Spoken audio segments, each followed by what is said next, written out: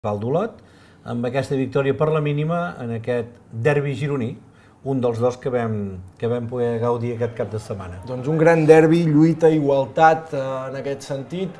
A la primera part, doncs bé, no posaríem un clar dominador. Aquí veiem una de les poques ocasions del primer temps, Dembo, que enviava una pilota al pal, amb una gran centrada d'Uri Santos. Héctor Simón, que aquí ja perfilava una mica l'esdevenir de la segona part. Però bé, molta igualtat a la primera part.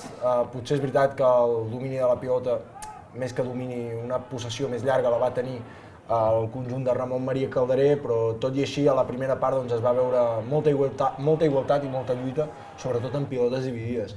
Llavors va ser a la segona part quan els equips van intentar estirar-se una mica més i fins al minut 60 aproximadament, la veritat és que la tònica va ser pràcticament calcada al primer temps.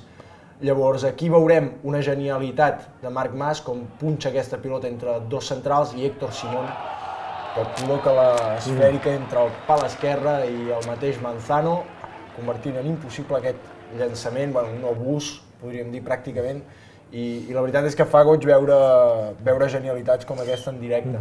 Al Municipal d'Olot, a partir del gol el partit es va estirar una miqueta més, Ramon Maria Calderé va introduir a Sergio Álvarez per tal de buscar el segon, el Palamós bolcat a l'atac, al final va ser inevitable que els olotins fessin una passa enrere i el Palamós, va ser l'equip que va portar la batuta en els darrers instants de partit. També s'ha de dir que sense cap ocasió clara ni destacada, però tot i això